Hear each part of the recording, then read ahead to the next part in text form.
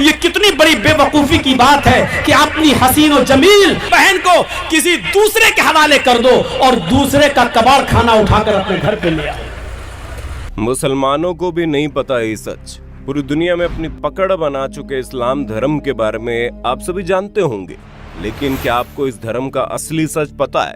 क्या आपको ये मालूम है इस्लाम धर्म में की जाने वाली चीजें आखिर क्यों होती है? क्यों इस्लाम धर्म में लोगों को जलाया नहीं जाता बल्कि दफनाया जाता है? क्यों इस्लाम धर्म के लोग अधिकतर मांस खाते हैं? आज की हमारी वीडियो में आपके सभी सवालों के जवाब मौजूद है, जहां हम आपको इस्लाम धर्म की उस सच्चाई से रूबरू करवाने वाले हैं जिसे जानकर आपके होश उड़ जाएंगे। यहाँ तक कि बहुत से मुसलमान भी इसके पीछे का सच नहीं जानते होंगे। दोस्तों, हम अपनी वीडियो में जो भी बताएंगे वो सारी बातें तर्कपूर्ण होंगी, इसलिए कुछ भी कहने या सोचने से पहले वीडियो को पूरा देखना जरूर। वीडियो में आगे बढ़ें उससे पहले अगर आप एक सच्चे हिंदू हैं तो सब्सक्राइब करें फैक्ट मंत्रा चैनल को और बेल नोटिफिकेशन को ऑल पर लगाएं ताकि कोई भी वीडियो मिस ना हो। दोस्तों, इस्लाम धर्म का सच जानने के लिए सबसे पहले आपको रामायण के बारे में पता होना चाहिए कि रामायण में सभी राक्षसों का वध किया गया था, लेकिन सिर्फ शूर्पणखा का वध नहीं किया गया था। उसके नाक और कान काटकर उसे छोड़ दिया गया था, जिसके बाद शूर्पणखा अपना चेहरा कपड़े से छुपाकर रहती है। रावण की मृत्यु के बाद शूर्पणखा अपने पति के साथ शुक्राचार्य के पास गई और जंगल में उन्हीं के आश्रम में रहने लगी। राक्षसों का वंश खत्म ना हो इसलिए शुक्राचार्य ने शिव जी की आराधना की और शिव जी प्रकट हुए। शिव जी ने अपना स्वरूप शिवलिंग शुक्राचार्य को देकर कहा कि जिस दिन कोई हिंदू इस शिवलिंग पर गंगा जल चढ़ा देगा उस दिन राक्षसों का नाश हो जाएगा। तब तक के लिए जो राक्षसों का वंश है वो इसी तरह चलता रहेगा। अब शुक्राचार्य चाहते थे कि कोई भी उस शिवलिंग तक ना पहुंचे और राक्षसों का वंश कभी खत्म ना हो, इसलिए शुक्राचार्य ने डर की वजह से शिवलिंग को हिंदुओं से दूर रेगिस्तान में स्थापित कर दिया, जो आज अरब के मक्का मदीना में स्थित है। और इसलिए लोगों द्वारा कहा जाता है कि मक्का मदीना में एक शिवलिंग है जिस पर गंगा जल चढ़ाने पर पृथ्वी की पूरी काया पलट हो जाएगी। हालांकि सालों से कई सारे एक्सपर्ट इस बात से इनकार भी करते हैं, लेकिन अगर पौराणिक कथाओं की माने तो ये वही शिवलिंग है जिसे शुक्राचार्य ने हिंदुओं से बचाए रखने के लिए रेगिस्तान में छुपाया था। और इसी वजह से कोई भी हिंदू मक्का मदीना के अंदर प्रवेश नहीं कर सकता, क्योंकि अगर किसी हिंदू ने अंदर मौजूद शिवलिंग पर गंगा जल डाल दिया तो शूर्पणखा के वंशजों का विनाश हो जाएगा। शूर्पणखा जो आज उस समय अपना चेहरा ढककर रखती थी, वो परंपरा उसके वंशजों ने पूरी तरह निभाई।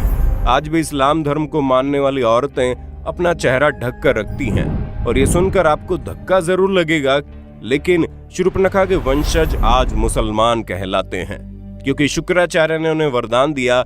इस वजह से विशेष तौर पर मुसलमान शुक्रवार को महत्व देते हैं। इन सारी चीजों को जानने के बाद आपके दिमाग में सिर्फ एक सवाल आ रहा होगा कि आखिर इस्लाम कैसे पैदा हुआ। तो दोस्तों, आपको बता दें, इस्लाम कोई धर्म नहीं है, वो एक मजहबी दिनचर्या है। दोस्तों, वहाँ पर मजहब का मतलब होता है अपने कबीले के गिरोह को बढ़ाते चले जाना, यानी कि अपने कबीले में रहने वाले लोगों की संख्या को बढ़ाते रहना। दोस्तों, ये तो हम सभी जानते हैं कि इस्लाम धर्म की स्थापना करने वाले मोहम्मद अरब के वासी थे और अरब के देशों में सिर्फ और सिर्फ रेगिस्तान पाए जाते हैं। वहाँ जंगल तो छोड़िए, हरियाली भी नहीं होती, लेकिन वहाँ पर मुश्किल से इक्का दुक्का ही पेड़ पौधे नजर आते हैं।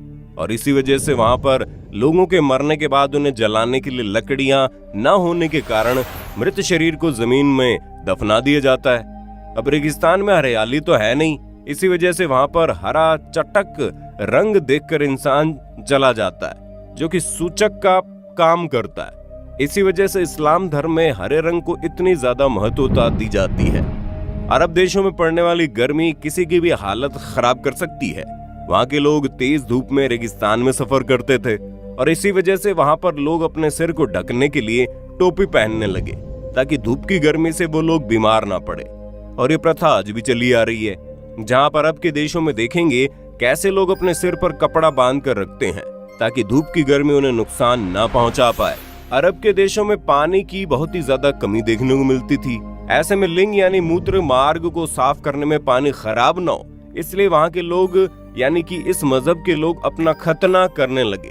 दोस्तों, खतना जो प्राइवेट पार्ट होता है उसका आगे वाला हिस्सा काट दिया जाता है और ये चीज अभी तक चलती आ रही है। सब लोग एक ही कबीले में खाना बदोश होते थे, इसलिए आपस में भाई बहन की निकाह कर देते थे।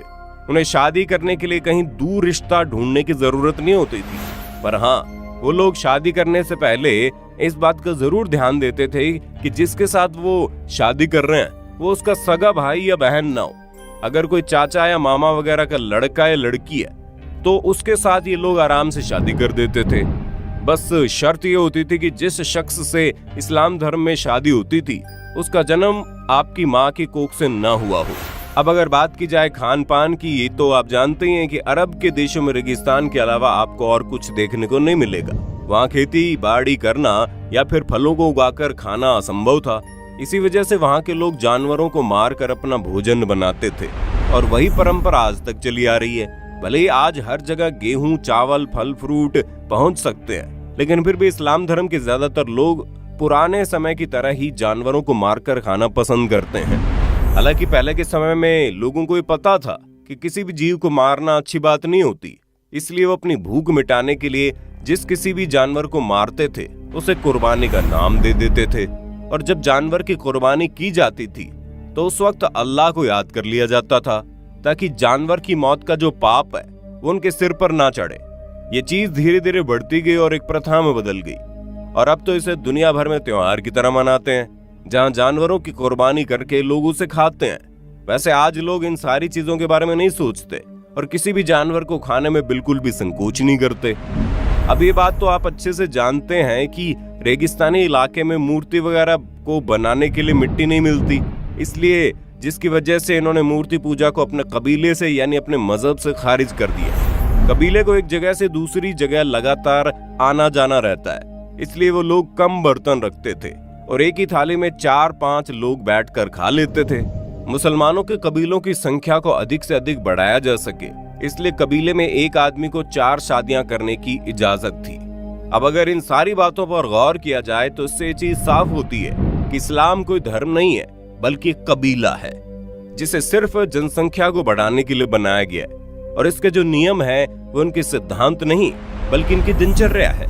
जिस तरह वातावरण इन्हें मिला उस हिसाब से इन लोगों ने जीना शुरू कर दिया और आज भी वातावरण और आसपास का माहौल बदलने के बावजूद ये लोग उसी तरह से अपनी जिंदगी बिता रहे हैं। दोस्तों, हमने आपको इस्लाम से जुड़ी जितने भी बातें बताई है वो सारी सच्ची है, तभी तो आज इस्लाम धर्म को मानने वाले लोगों की जनसंख्या लगातार बढ़ती जा रही है, जिस पर चाहकर भी कोई रोक नहीं लगा सकता। और जिस हिसाब से मुसलमानों की संख्या बढ़ती जा रही है उसे देखते हुए ये कहना गलत नहीं है कि आने वाले कुछ ही सालों में दुनिया में सबसे ज्यादा मुसलमानों की आबादी देखने को मिलेगी।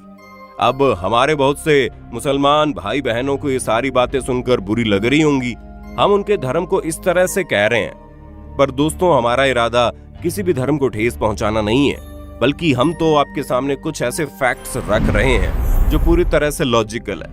और अगर आप उस पर गौर करेंगे तो आपको समझ में आएगा कि हम जो कह रहे हैं वो वाकई में सच हो सकता है। और इन सब की सबसे ज्यादा हैरान करने वाली बात यह है कि इस्लाम धर्म को मानने वाले लोग खुद भी ये नहीं जानते हैं कि वो इस तरह की सोच क्यों रखते हैं और क्यों इस्लाम धर्म को मानने वाले अधिकतर लोग दूसरे धर्म को कम समझते हैं। हम ऐसा नहीं कह रहे कि मुसलमान लोग ही अपने धर्म को ऊंचा रखते हैं और बाकी लोग अपने धर्म पर ध्यान नहीं देते, बल्कि हिंदू से लेकर सिख और ईसाई तक हर धर्म के लोग अपने धर्म को महत्व देते हैं। किसी भी धर्म में, फिर चाहे वो इस्लाम धर्म ही क्यों ना हो, उसमें दूसरे धर्म को नीचा दिखाना नहीं सिखाया गया है। लेकिन फिर भी मजहब के नाम पर दंगे होते हैं, जबकि चाहे हिंदू हो या मुसलमान, किसी को भी ये नहीं पता कि उनकी शुरुआत कहां से हुई और जो सिद्धांत और नियम कानून वो सीख रहे हैं वो किसने बनाए और किस लिए बनाए। लोग तो सिर्फ आंख बंद करके अंधों की तरह उन्हें मानते जा रहे हैं, परंतु उसके पीछे का सच किसी को नहीं पता। अब आपका इसके बारे में क्या कहना है कमेंट में बताना, और इसी तरह की वीडियोस को देखते रहने के लिए चैनल को सब्सक्राइब करना बिल्कुल ना भूलें। धन्यवाद।